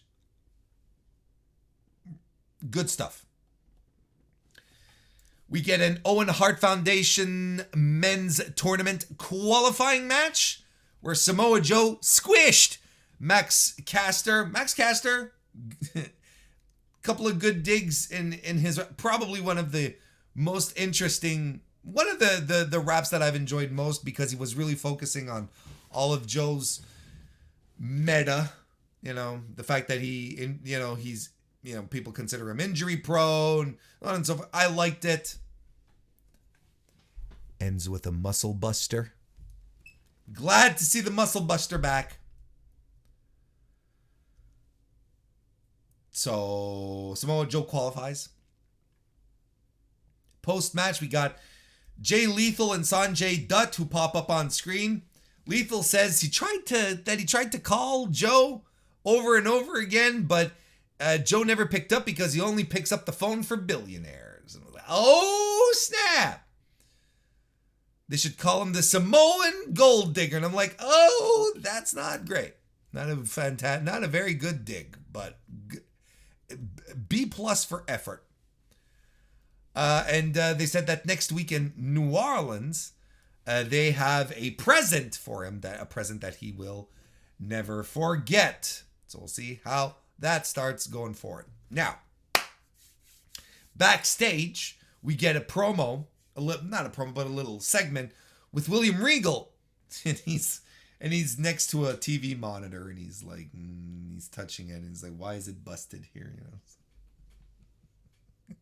And I'm like, I like it because at that point, none of us know what's going on. Why is he so intrigued by this? But anyway. And he says he's excited that Wheeler Yuta has impressed him and impressed Bryan Danielson. But now Yuta has to impress Jon Moxley, the hardest of the three to impress. So he's going to have a match against Jon Moxley on the Rampage this Friday. And Moxley says the forecast for Friday is bones cracking like thunder and raining blood. And how can you not absolutely love Jon Moxley when he pulls out his violence poetry? I fucking love it. And that's what we're getting this Friday. We're getting these two. Now, no spoilers, because I refuse to. And I've been scooching away, but I did see a lot of reactions. Obviously, Rampage already taped, it's in the can. But apparently, we're getting a match of the year candidate between Jon Moxley and Wheeler Yuta. I could not be more excited to see Wheeler Yuta get his. Now, in regards to this happens later on in the show, but since we're talking about it right now, since we're talking about Wheeler Yuta, we have a segment with the best friends. And Chuck Taylor is talking with Yuta, and he's saying, you know, man, and Yuta has the pure title on his shoulder. Not one of these fuckers in Best Friends tells Wheeler Yuta, congratulations on your title, pal, on the pure title, you know, that has a long lineage of extremely competent professional wrestlers. No, they don't say a thing. None of them. No, you've got Chucky T, sexy Chucky T instead, saying, you know, man, we let you crash on our couch and we've paid for the tights that you're wearing, which kind of popped me. That was a great line. You know, there's no reason why you can't be the best wrestler by being part of us. And then Trent goes off on him and he says, I don't like you. And, you know, wait till you see what I do to Danielson this Friday. And look at these ingrates. Look at these, you know, why don't you be our friend, Yuta? Well, the first thing that a friend would do, like to Yuta, would be like, congratulations on your title, champ, right? But no, instantly, Chuck Taylor goes, I let you sleep on my couch. I paid for those tights. What about Yuta, man? What about Yuta? It's bullshit. I think I am all for Yuta kicking those dudes to the curb. Hit the bricks.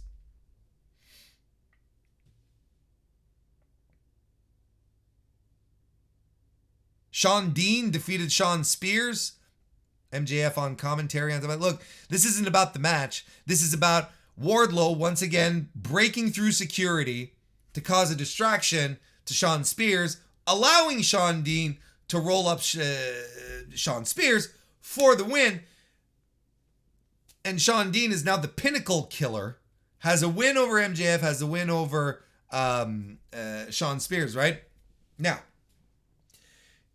so I love this. It's doing great for Wardlow. I like this angle. I like this feud that they've got going. It's good. I like it. Wardlow wants to get his hands on MJF. MJF is being a chicken shit about it. Love it. Have you noticed, though? This is what Wardlow cutting a swath of destruction through all of the jabroni security guys, right? The plants, the trainees, whatever.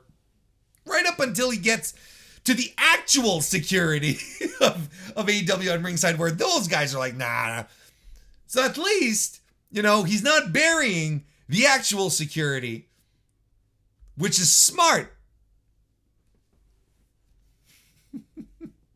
We get footage of earlier today of Eddie Kingston, Ortiz, and Santana beating the shit out of the Jericho Appreciation Society. And for some reason, Eddie Kingston grabs a TV monitor and hurls it at him. And the monitor that we were talking about earlier that was broken in the interview area. And I don't know if that was planned or not. I like to think that Eddie went rogue and decided to do that because it ruled. Then those three guys hit the ring.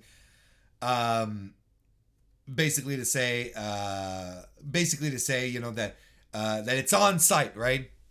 That Eddie, you know, he'll come after you, Jericho, if you're with your wife and kids.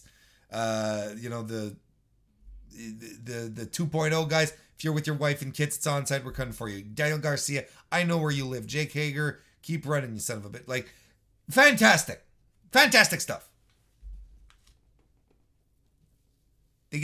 They challenge the Jericho's appreciation troupe to a trios match next week. I like it. Jade Cargill cuts her definitive promo.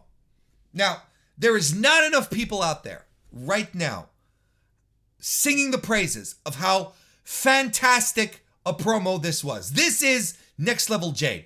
This is the one that makes believers out of the unfaithful. This is it right here. Everything about this promo she was in control with. This is not the Jade from 8 months ago. She is with Mark Sterling and she is in control of everything, eliminating tropes like letting her manager do the talking for her. Like, Mark gets in a couple of words, but then she grabs the mic back and says, no, this is how this is going. And at some point she's even like, Mark, give me space. And I'm like, oh fucking shit. I don't think anyone does anyone grasp how great this was?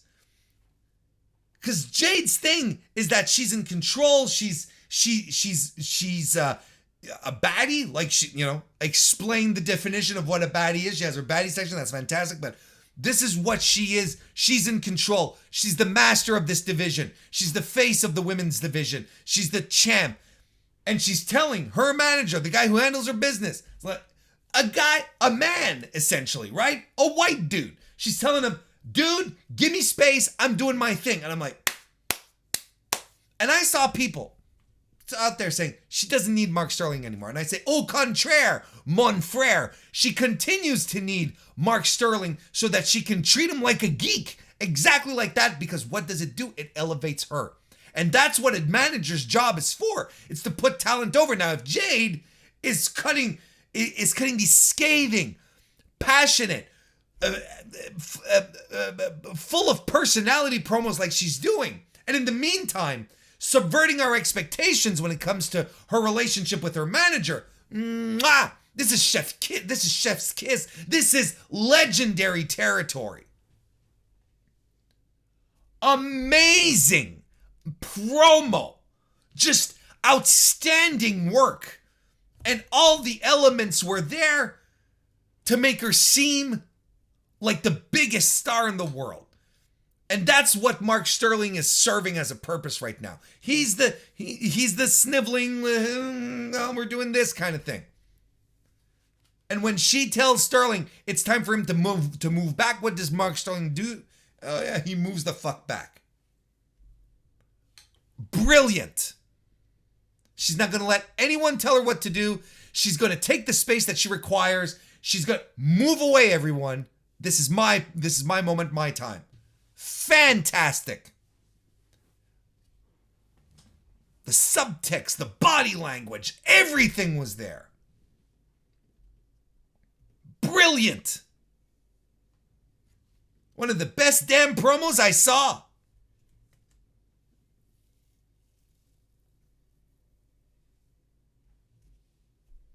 Get a tag team tables match. The Hardys defeated the Butcher and the Blade. Bit of an odd one. It was all right. A little odd. The wrestlers were, I don't think it was super clear, but, we learned it as we were going on. If a wrestler went through a table, he was eliminated. All right, that's fine. Then, that's fine.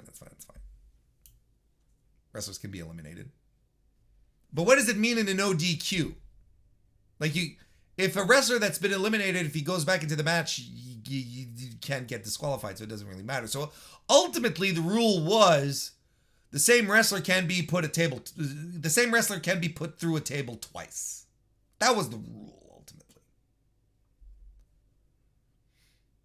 Fun little spot by Butcher and the Blade where they suplex Matt as they're pulling him, as they're standing on a barricade. They're crouched on the thing of the top bar of the barricade, and they suplex him from the crowd onto the ringside area where they had set up a table, but Jeff moved the table before they could hit. Then there's a ladder spot by Jeff Hardy. He pulls out a ladder and he does a swanton off through tables. Jeff Hardy doing Jeff Hardy stuff. The Andrade family office make their entrance after the match. They make their way down the ramp. Sting comes out. Andrade cowers, puts the bunny in front of him as a human shield. Heel stuff. No Darby. Just Sting. Okay. We get a couple of quick promos backstage. Christian is mad because he's pouring water in his eye because he got poked. Jungle Boy cuts a promo, and so does Thunder Rosa and Nyla Rose, doing a little back and forth thing, setting up a match for Battle of the Belts, and also reaffirming the stance that Vicky Guerrero is useless. Plus, we get Jamie Hayter and Toni Storm picking at each other, and I'm like, oh, we're not wasting any time on this one. We're going straight in. We're not gonna build. Tony Khan's like, nah, son, we're doing this now. He knows what he's got on his hands. He knows what the crowd reaction is going to be here. Plus, two extremely talented women, both extensive wrestling and training in Japan, in Stardom specifically. Let's go. This is the one. When Toni Storm was hired, this was the one I was like, this is the match I want. Her and Jamie Hayter. Jamie's likely going to lose, but sometimes it's not about the destination. It's about the journey. And I'm excited at the prospect of this match. We get an Owen Hart Foundation Women's Tournament qualifying match where Hikaru Shida defeated Julia Hart. Basically, Julia Hart using dirty tricks in this match to try and win, sending the Pillman and Griff backstage to hit the Bricks boys. She misses a Twisted Bliss. Shida hits the spinning knee and a Falcon Arrow. She advances in the tournament. Post-match, Serena Deeb tries to knock some Shida out with a chair, but Shida's ready. The kendo stick. Stalemate. This story is far from over, folks. Shane Strickland, the man called Swerve, he's backstage. They're chatting up his presence at the Grammys. Of course, Strickland is at the Grammys looking like $1 million. Why? Because he's a superstar. I've been telling y'all this for weeks at this point. This is the guy AEW wants to be their crossover star. Because it works. He works. This is the guy you push. This is the guy you want on the red carpet looking like $1 million.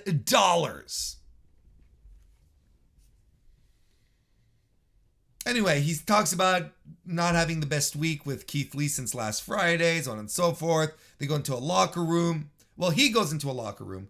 He gets ambushed by Ricky Starks and Will Hobbs. But then Keith Lee comes in and everyone starts brawling until Lee puts Hobbs through a wall. Fantastic. I miss these kind of old fashions, like put up a sheet of drywall here, and I love that shit. Hey, 5th generation Carney Joseph with it. Nice to see you and welcome. And finally, the Ring of Honor World Tag Team titles and the AAA World Tag Team titles were on the line. FTR, the champs, successfully retained their belts by defeating the Young Bucks in a match that fucking ruled. Just another great pro wrestling match. Get hype, folks. This is another one that if you haven't seen, you have to drop whatever you're doing. Make some time. You call your assistant. You say Cynthia. Yes, Cynthia, can clear my schedule. Yes, okay. Thank you. You're welcome. And when Cynthia clears your schedule, you take 20 minutes to watch this fucking match, which was announced by, like Jason Major in his chat says, that was by Bobby Cruz, Ring of Honor ring announcer in the middle of the ring, of an AEW ring, announcing this match. And it's the little things, it's always the little things that make a match show like this so great. Breaking tropes, like when Dax gets cornered by the Young Bucks in your corner, oh, they're going to do the cutoff thing. He drops and rolls under the ring, under the ropes. It starts running towards his corner. The Young Bucks give chase, but Cash is there, and they're like, all right, let's go. It's great. They brawl in the ring, and everything is pretty even for the first part of the match, you know? Then we get stereo sharpshooters by FTR, and the place erupts. Great hot tag interruption by Nick, right? Who super kicks Dax, like right in the chin, just as Cash is leaning in for a pin. But Dax eventually does get a super hot tag sequence, gets a pile driver in there. Fantastic pace to this match. The Powerplex gets set up by FTR. Dax hits the superplex, but Cash can't get off the top rope because he gets Rona'd by Nick. Nick hits a slingshot X Factor, gets brainbustered by Dax on the floor, gory bomb by Cash. The big rig is countered by Matt Jackson, who hits a low blow. Then they hit the big rig, but Cash kicks out on a very, very emotional moment. The Bucks go for more bang for your buck. There's belt shots. The champs are still alive. You get a BTE trigger. They cover. Cash's leg falls onto the bottom rope.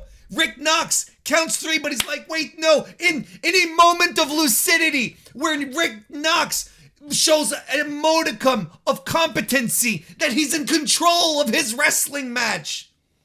He goes, no. Foot was on the rope. I discount my pin. We continue the match. Place erupts.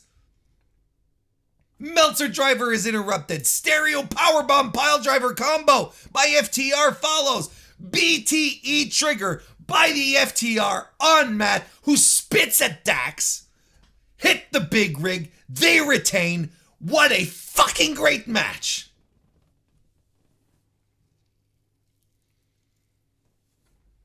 Not even a full week. And FTR put out 2 classics.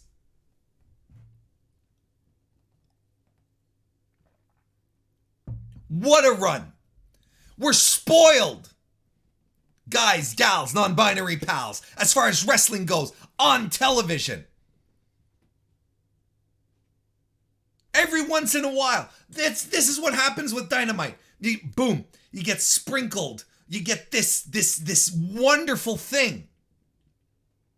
This match that you're like, how is this happening? Just on a regular Wednesday. God, I love pro wrestling so much. And this is exactly what that was. And I am sick of hearing any slander against the Bucks and their talent. You want to talk about their outfits? You want to talk about how they're dicks? That's fine. But I can't take it anymore. The Bucks are too good. FTR are too good. One of the best tag team matches in AEW history happened to us on a Wednesday night. Outstanding stuff. This is the year of FTR. They're rising to the occasion. Dax wanted an opportunity. He wanted a chance. He wanted he and Cash to grow, to cement their legacy. You've been building this for weeks. Well, there you go. They're delivering. They're not only saying, they're delivering. Awesome, awesome, awesome shit. And for some reason, we're back with the Usos are better than discourse, right? And for some reason, FTR and the Young Bucks pulling out a classic suddenly has to become about the Usos being better than these. Look.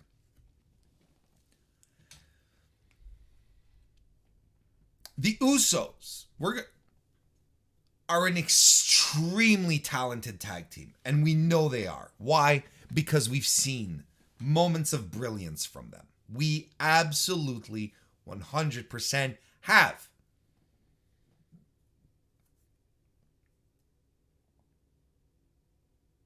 They work in a company right now that does not value tag team wrestling, that doesn't care about tag team wrestling. So, pray thee, how are the Usos these days supposed to amaze and befuddle us with their amazing skills if they're not given the opportunities, the production, or even the high caliber tag teams to pull it off? Because let's not forget the very high produced nature of WWE matches. It doesn't just it's not the wrestlers that sit around and come up with stuff. These things are produced. You can do this, you can't do that. This is your time. This is what we need to accomplish. When is the last time I feel like we don't know how good the Usos are or can be. I don't think we do. And proof positive, or at least, look, maybe not proof positive, but bear with me. As I was seeing all this discourse going around, I dropped into Twitter and I asked my very knowledgeable timeline and said, look, I don't want to add any oil on any oil on the flames, right? Just tell me, when is the last time you saw a truly great Usos match? Keyword, great.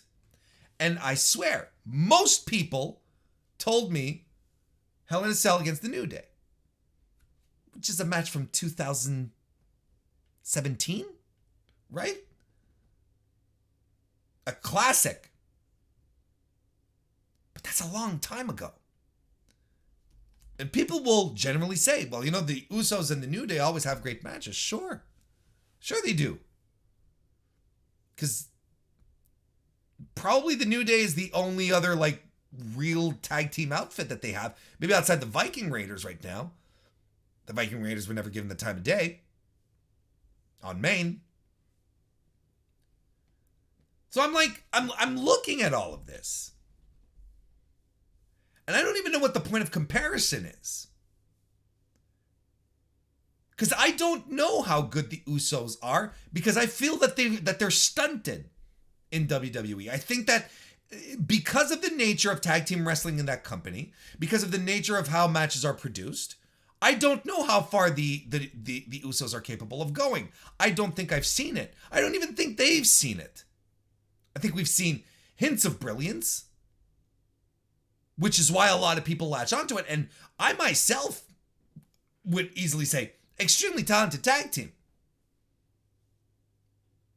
But as it stands right now, right now, in the past 5 days, I have seen 3 absolutely mind-blowing tag teams put on classic matches. One match being one of the greatest matches I've ever seen. And the Young Bucks do consistently great matches. I don't know what to tell you. I think the discourse is, like most online discourse when it comes to wrestling, is kind of skewed and lacks the big picture. And I think the big picture here is that the Usos aren't in a position where they can grow. They're not wrestling in a company that allows them to spread their wings. You know what I mean? And I think that's a shame. And I think that's where, ultimately, I think that's where the discourse should point. It's like, we haven't seen the best the Usos can give. I really don't. I think they can deliver on a much higher level that they do. I sincerely believe that. Because we've seen those little nuggets of brilliance from them. I don't know if they ever will.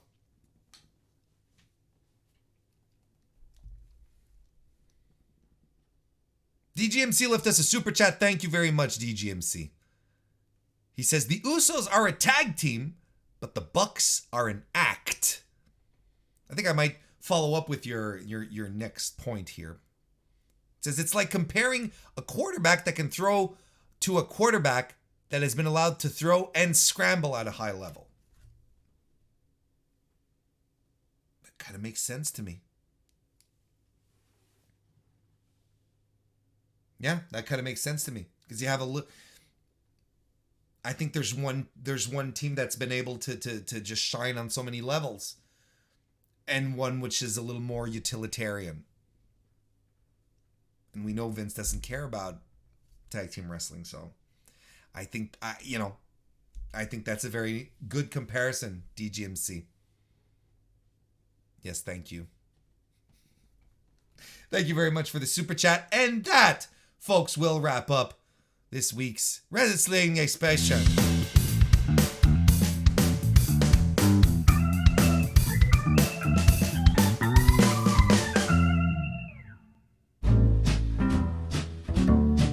No, come on. Did I really not kill the music at all? There we go.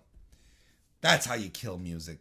Folks, thank you all. We're going to wrap it up. We're going to wrap this up here. I want to thank you all for joining me today on this edition of the Mr. Warren Hayes Show, and talking about Wrestlemania and everything. Hopefully, we'll be able to get more nitty-gritty into news bits and more analysis as the weeks as now we get into a little more of a rest area period. Not as everyone's taking a breath after WrestleMania now. So next week, hopefully we'll have more, less matches to talk about and maybe more goings on, more business stuff. I'm excited for that. But you know what? I enjoyed today's show. I hope you enjoyed it as well. I had a good time. And look, one last time, consider giving a like, a subscription, if this is the first time that you're here watching on youtube.com/MrWarrenHayes, or, a review, a like, and everything that you can do to show some love over on your favorite podcast application. That is also great as well. Thank you, everyone, for joining me live tonight. Thank you, everyone, for listening whenever you are. Hope you have a great rest of your week and a great weekend. See you next time.